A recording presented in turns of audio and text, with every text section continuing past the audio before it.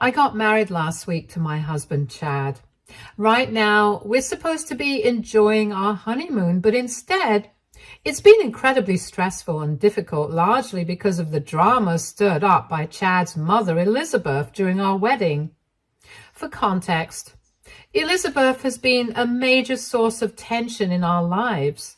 Since the day Chad introduced me to her, she's never really liked me. She always had a very different idea of who her son should marry.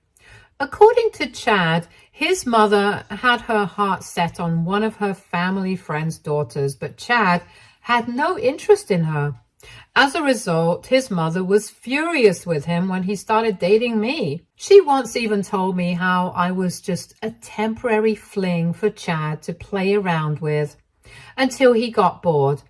I was understandably furious and gave her back by saying that Chad wasn't some prize to be won and that I was having a lot of fun playing around with him too. Despite her strong disapproval, Chad has always stood by me.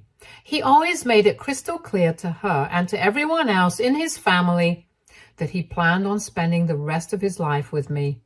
This would cause Elizabeth to get furious with him and even threaten to cut off all contact. But Chad's commitment to our relationship has never wavered. Things took a particularly harsh turn when Chad proposed to me and I said yes. He did not bother informing her as he was tired of her dissuading him, so she had to find out about our engagement from some of her mutual friends. This caused her to have an extreme reaction. She called Chad absolutely furious, yelling at him about how he had embarrassed her by not informing her about our engagement before telling everyone else. She was incensed that he had chosen to stay with me, someone she felt was unworthy of her son. Chad, always calm in these situations, explained that he had deliberately not shared the news with her to avoid any negativity. He didn't want to deal with her disapproval or let it ruin what was supposed to be a joyful moment for us. In response, Elizabeth made an extreme threat. If Chad really went through with marrying me, she would refuse to eat any food and would starve herself to death. Chad found her threats absurd and simply laughed it off. He told her that she could do whatever she wanted and even made a sarcastic comment that she might look better by losing a few pounds. This only fueled her anger further and she became even more enraged. She then threatened to cut Chad off completely if he went ahead with the marriage, but he wasn't swayed by her ultimatum. Failing in her attempts to manipulate her son, Elizabeth then tried to reach out to me directly, attempting to persuade me that I was making a grave mistake by marrying her son without her blessings. Her messages were filled with hate, and she even went so far as to say that she hoped my soul would burn in hell for what I had done to her. It was a deeply hurtful, intense response, and I was sick and tired of her always trying to ruin our happy moment. As a result, when it came time to invite people to our wedding, we did not send Elizabeth an invitation. Chad's father, who had been invited, called us inquiring about why his wife had not received any invitation and how apparently she had been crying for hours in her room at this insult. Chad's father insisted that Chad and I come to his house for a sit-down with Elizabeth to resolve our issues and hopefully move past the whole drama. He made it clear that his family would be very upset if his mother was not included in our wedding. Reluctantly, Chad agreed, hoping that a face-to-face conversation might smooth things over. The next day, we went to meet with Elizabeth, but the encounter was far from constructive. The following day, we went to meet with his mother, Elizabeth, and from the moment we arrived, it was obvious she wasn't interested in having a constructive discussion. Instead, she acted as though she were the victim in the situation. Throughout the conversation, Elizabeth stared angrily at me, her eyes filled with contempt, and it was clear she blamed me for everything that had gone wrong. Chad's father, trying his best to mediate, asked Elizabeth to apologize to us for everything she had done to cause this unnecessary tension and conflict. However, this suggestion only made her more furious. She exploded in anger, yelling at both Chad and his father and accusing them of being so foolish for not recognizing the kind of woman I was. She insisted that she only wanted what was best for her son, and I was clearly not good enough for him. I could feel my frustration building up, so in an effort to get some clarity, I directly asked her why she had never approved of me from the beginning, and what kind of woman she believed would be suitable for Chad. She expressed how she didn't like the fact that I was a working woman and that I earned as much as Chad. She went on to claim that women like me, women who are financially independent, would have no problem cheating on or leaving their husbands if things went south. Hence, I was not the right fit for the family. She argued that Chad needed a more homely woman who could take on the traditional role of a wife. Elizabeth also brought up how in her culture, women were expected to do everything at home and only the men were supposed to work. She accused me of being selfish because, according to her, I made Chad do half of the work at home, which she believed was unacceptable. It was clear that her issue wasn't just with me, but with the bigger idea of gender roles in our relationship. Thankfully, Chad stood up for me and he told her that it was his choice to be a good partner by sharing household duties, and he liked that we both earned well. He reminded his mom how years ago, when his dad lost his job, they were almost homeless and had to ask for financial help from their grandparents. He pointed out how in our case, if either of us lost our job, we both knew the other could step in and take care of things without needing to borrow money from anyone. I felt so proud that Chad genuinely appreciated and understood me for who I am. Chad's father agreed with him and urged Elizabeth to see past her cultural beliefs and learn to accept me for who I am. Otherwise, they might end up losing out on their son forever. In the end, after much tension and debate, Elizabeth reluctantly agreed to step back and keep her opinions to herself regarding our relationship. While she didn't fully accept me, I wasn't particularly bothered by that. What mattered most to me was that she would stay out of our business and refrain from making any further comments, which is what I had always wanted. With that agreement in place, we moved forward with inviting her to the wedding. Throughout the planning of the wedding, Elizabeth did try to make things a bit difficult, but it was still manageable. However, one of the major issues arose when she insisted on wearing a very light blue dress to the ceremony, a color so pale it could almost be mistaken for white. Given the importance of the bride being the only one in white, this felt like a passive-aggressive move. I let my husband handle the situation, and he very firmly made it clear to her that if she showed up in that dress, we wouldn't hesitate to ask her to leave. Ultimately, she backed down from the light blue dress idea. However, on the wedding day, she showed up in a black dress as if she were attending a funeral instead of her son's wedding. It was a clear statement, as if she wanted to signal her disapproval of the union. I could have let it upset me, but I chose to ignore it. I didn't want her attention-seeking antics to overshadow what was supposed to be the happiest day of my life. So I decided to let it go, focusing on the joy of marrying Chad rather than allowing Elizabeth's behavior to steal the spotlight. As I was preparing to walk down the aisle and waiting for my dad to join me so that we could walk down the aisle together, Elizabeth approached me unexpectedly. I was already feeling a whirlwind of emotion, so when she asked to speak to me, I wasn't sure what to expect. She began by telling me that she had been speaking with some of her family members and had learned that my dad was going to be the one walking me down the aisle. I nodded, and without hesitation, she went on to express that she didn't think it was the right thing for him to do. Confused and taken aback, I asked her why she felt that way. In response, she answered that because of my dad's condition, it would not be a good look for the family and that people might talk. For context, my dad has been paralyzed from the waist down for the past 3 years, ever since him and my mom were involved in a tragic car accident. My mom didn't survive, and while my dad miraculously lived, the accident left him unable to walk. It was an incredibly difficult time for our family, but despite everything, I had always been grateful that my dad had survived.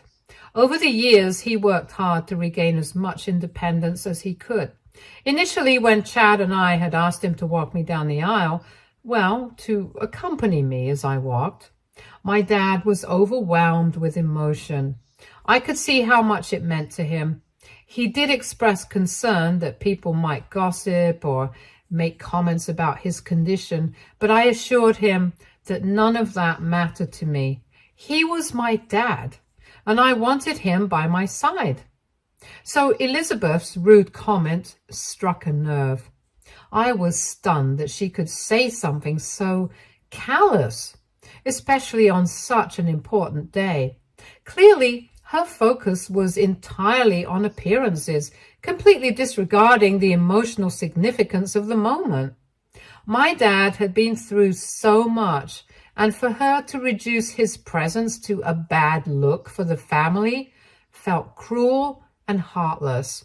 And this is why me and Chad had intentionally kept the plan for my dad to walk me down the aisle from Elizabeth, knowing how harsh and critical she could be. But now that she had found out, she was adamant that I should change the plan. She insisted that because Chad's father had contributed towards the wedding, he should be the one to walk me down the aisle. According to her, my dad should just sit as a spectator and let a real man like her husband take on that honor. Her words stung like a slap in the face. The blatant disrespect towards my dad after everything he had gone through made my blood boil. Calling her husband a real man in comparison to my dad, who had survived so much and worked so hard just to be able to accompany me on this day, was too much. I was seeing red, and I swear if it hadn't been my wedding day, I would have grabbed her by the hair and dragged her out of the venue right then and there. But before I could even get a word in to shut her down, my dad approached. He must have noticed the anger and frustration on my face, because he immediately asked me what was wrong. At that moment, I had to take a deep breath. I counted to 10, reminding myself that today was supposed to be about love, joy, and celebration, not about fighting with my mother-in-law. The last thing I wanted was for Elizabeth's negativity to cast a shadow over this special day. I smiled politely, swallowing the words I wanted to hurl at her, and told Elizabeth to please take her seat because I would be walking down the aisle with my dad as planned. She gave me a look of disapproval, shaking her head as if she was disappointed in me, but I didn't care. She turned and walked away to take her seat, and I was left standing there with my dad. No matter what Elizabeth thought or said, my dad was the one walking me down the aisle, and that was all that mattered. As I took my father's hand, I knew I had made the right choice. The rest of the wedding ceremony unfolded beautifully. As I walked down the aisle, Chad did notice that something seemed off about my expressions.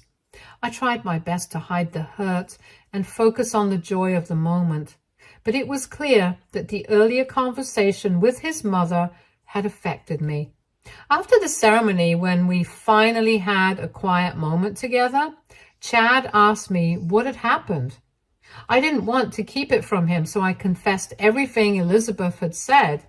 How she had tried to convince me to let his father walk me down the aisle instead of my own dad, claiming my father's condition would be a bad look for the family.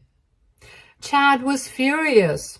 His protective instincts kicked in immediately, and he told me that he was going to ask his dad to escort his mother out of the wedding immediately.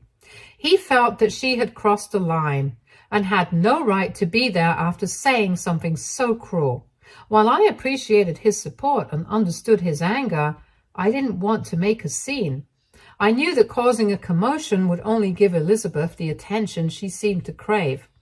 Last thing I wanted was for her to steal the spotlight on what was supposed to be our day. I urged Chad to let it go, just for the evening. I reassured him that we could address the situation later in private once the wedding was over. Reluctantly, Chad agreed, but did apologize to me repeatedly for what his mother had said. He was genuinely upset by her actions and promised we would deal with it later. For the rest of the evening, Chad and I did our best to savor every moment of the celebration, surrounded by friends and family who genuinely cared about us. When it was time for the speeches, both my father and my father-in-law gave incredibly heartfelt and emotional words. It was heartwarming to hear the love and pride in their voices. A few of my cousins and some of Chad's family members also took the microphone to share their joy about our union, offering kind words, well wishes. During all of this, I couldn't help but notice Elizabeth sitting in silence, drinking heavily. She seemed to be seething, her expression tight as if she were barely containing her frustration. I tried to ignore it, hoping the rest of the evening would pass peacefully, but then one of our relatives, likely without realizing the tension, passed the microphone to Elizabeth and urged her to speak a few words for her son and his new bride. The moment the mic landed in her hands, I turned to look at Chad, worried about what she might say. He looked just as tense as I was. I prayed that his mother would simply offer a polite congratulations and wish us the best, and then sit down without causing a scene. But deep down, I feared Elizabeth wouldn't be able to resist taking a jab. And unfortunately, I was right. Elizabeth stood up, slightly swaying, perhaps because of the multiple drinks she had, and started announcing how she just couldn't believe her baby boy had got married. She said that as a mother, nothing could be more joyful than watching her child become a grown man. She then paused, took a deep breath, and continued to say that her son's wedding was almost perfect, when it could have been even more perfect had the bride not allowed her father to walk her down the aisle. I gasped, utterly horrified. Elizabeth remarked on how uncomfortable it was to see a wheelchair person accompanying the bride and how she felt pitiful that my dad couldn't even hug me or stand next to me properly. Everyone looked stunned at her speech. Her words were beyond cruel. They were demeaning and insensitive. My dad, who had been through so much, had every right to walk me down the aisle. And for her to humiliate him like that publicly, to reduce him to his disability in front of all our guests, was unforgivable. I could barely hold myself back from lashing out at her right then and there as she stood there, holding the microphone, completely unbothered by the damage her words had caused. As Elizabeth continued her tirade, my husband gestured to the staff to cut off the microphone, but that didn't stop her. She kept going, now accusing my dad of being selfish for not stepping aside in the first place, claiming that as the bride's father, he should have understood how the groom's family would be embarrassed to see him in a wheelchair. I could feel tears welling up in my eyes as I glanced over at my father, who sat there silently, his face flushed with humiliation as he absorbed every cruel word she hurled. Before she could insult us further, Chad, absolutely furious, stormed over to his mother and snatched the microphone from her hand. Without hesitation, he turned to his father and demanded that he escort her out of the venue. There was no argument or hesitation from his dad. He stood up immediately, clearly ashamed of Elizabeth's behavior. He grabbed her arm, trying to pull her away from the situation, but Elizabeth resisted. The entire room fell into stunned silence. guests looking on in shock and disbelief. Some of them looked mortified, while others averted their eyes, unsure of what to do. I felt my heart shatter as I saw the look of embarrassment and pain on my father's face. He had done nothing but love and support me, and now he had been humiliated in front of everyone on my wedding day. I felt sick to my stomach, devastated that this was happening. As Elizabeth was being removed, she kept shouting drunkenly that she was only speaking the truth, and that other guests thought the exact same thing. That was when Chad, filled with anger and disgust, shouted at her that he was ashamed of having a parent like her, and for her to get the hell away from us. He told her he never wanted to see her face ever again. Security and Chad's father eventually managed to physically drag Elizabeth out of the venue as she continued to curse at me. It was surreal, like something out of a nightmare. I was shaken. All I could think about was my father. I rushed over to him, my heart breaking as I saw how hurt he was. He tried to reassure me that he was okay, but I could see how embarrassed and anxious he felt. After hearing her words, Elizabeth had successfully turned what should have been one of the happiest moments of my life into a memory tainted by her cruelty. Ever since then, Chad and his dad have repeatedly apologized to my dad for everything. They feel horrible about everything. Elizabeth has also been trying to get in touch with us, but we haven't answered her calls. AITA for suggesting to my husband that we should permanently cut his mother out of our lives. I don't want to begin our marriage on the wrong note, and I don't know where my husband's head is at, but I just want us to stand by our words and never see her again. Update 1. For everyone asking, our wedding guests were as embarrassed by Elizabeth's speech as we were. None of them agreed with her behavior. After Elizabeth was escorted out, many guests approached me to express their sympathy and frustration, describing Elizabeth's actions as ridiculous and unacceptable. They assured me that they did not agree with her behavior and were supportive of Chad's decision to stand up for me. Some of Chad's cousins even shared that Elizabeth had always had a history of being unhinged when it came to her only son, but they also expressed their pride in how Chad had handled the entire situation. As for my husband, I finally had a serious conversation with him about his mother, which I had been avoiding since we were still on our honeymoon. I explained to him how I couldn't stop thinking about the humiliation and the way Elizabeth's words had affected me and my family.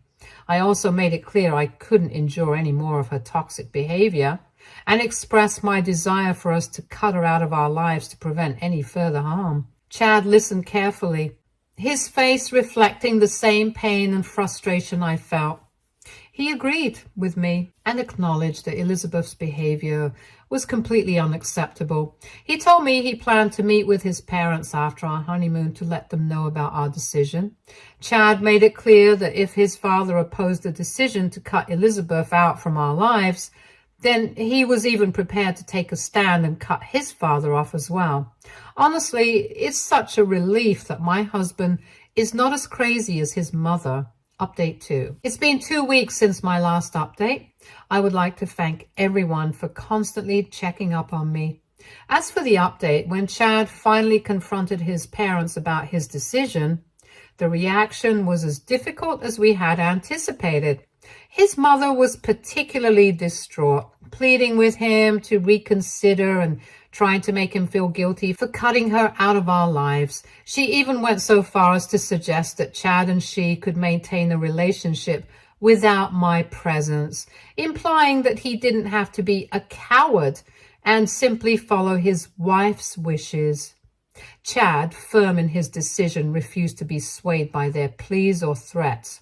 He made it clear to her that our relationship always comes first and left them to process the news. Knowing that we needed to prioritize our own mental health and well-being, even if it meant severing ties with his mother. Since then, Elizabeth has been relentless in her attempts to contact me. She has bombarded me with messages, voicemails, which have only grown more aggressive over time. Initially, I considered blocking her everywhere, but a friend suggested I keep a record of all her communications. This way, if the situation escalates further, I would have a documented history of her behavior, which could be useful in pursuing a restraining order if necessary. In her voicemail, Elizabeth has made several threats against me. She has expressed her intentions to destroy my life and even voiced her hopes that I never become a mother. The threats have been disturbing and deeply unsettling, making it clear that her anger and bitterness were far from resolved. Update 3.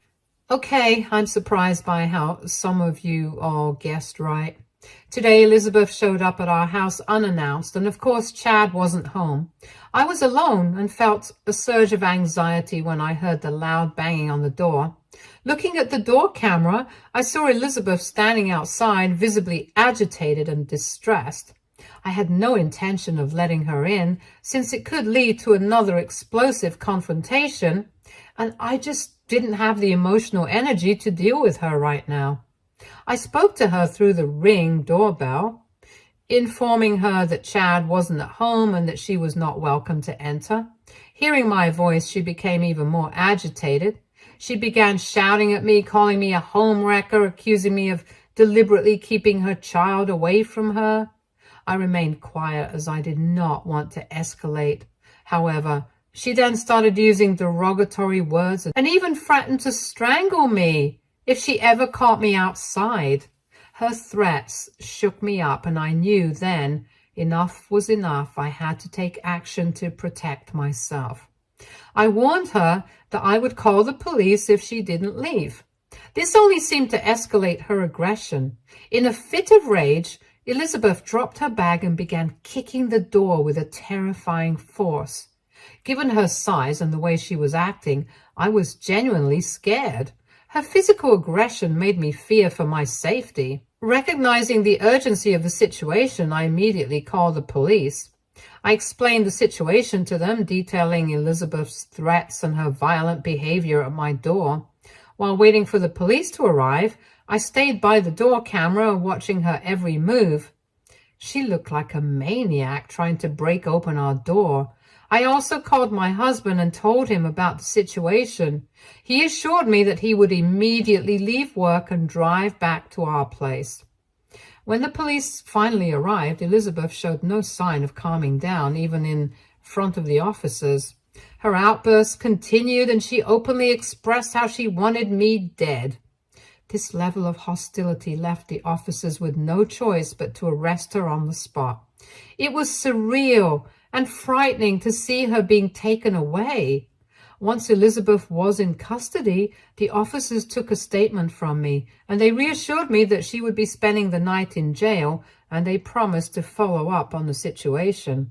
Despite the lingering fear and distress, I felt a small sense of relief, knowing that at least for now I was safe and the immediate threat was under control. When Chad came home, he found me in tears on the sofa. He wrapped me in a comforting embrace, trying to soothe me. It was clear that he was as upset and bewildered as I was about his mother's behavior. We both realized that this situation couldn't be simply brushed aside. Elizabeth's actions had crossed a line that warrants serious consequences. Together, we have both agreed that we need to take decisive action to ensure this won't happen to us again. Dropping the case against her is not an option. We want her to be held accountable for her threats to my life and her aggressive behavior. It is important to us to pursue legal action, not just for our own peace of mind, but also to prevent any further incidents. Update 4. Hello, Redditors. It's been 5 months since my last update. A lot has happened since then. First of all, Elizabeth was found guilty of harassment and was sentenced to pay a heavy fine as well as perform mandatory community service. The court also issued a restraining order to ensure she would not be able to contact me or come near me ever again. In the aftermath, Chad's father has reached out to me to apologize repeatedly. He expressed deep regret over the way things had turned out. While his apology doesn't erase the damage done, it was a step towards acknowledging the seriousness of Elizabeth's behavior and taking responsibility for it. Initially, when my father learned about the whole ordeal, he took matters into his own hands. Despite his own physical challenges, he visited Elizabeth and her husband in person after she was released on bail. He made it clear to them that although he was paralyzed, he would not hesitate to protect me and ensure that Elizabeth faced serious consequences if she ever dared to threaten me. He reminded them that he had a gun and would not hesitate to use it if she ever tried to come near me again. I'm sure Elizabeth must have been appalled and shaken up to see my dad so furious. Also, I decided to make a Facebook post to address the situation more publicly and to ensure that everyone understood the gravity of Elizabeth's actions so that she could not manipulate the story later. In it, I detailed the harassment and included the video footage of Elizabeth shouting at me and attempting to kick our door down. My goal was to expose her dangerous behavior and ensure that our family and friends knew the truth. Chad and I have made the decision to move to a new home, one whose location we will keep confidential except from a select few trusted individuals. We're hopeful that this move will provide us with the fresh start we need. If Elizabeth attempts to violate the restraining order or harass us again, she will face some serious jail time. Currently, we're focused on building a positive future and are determined not to let Elizabeth's actions dictate our lives any longer. Stay tuned for more stories from Argo Relationships.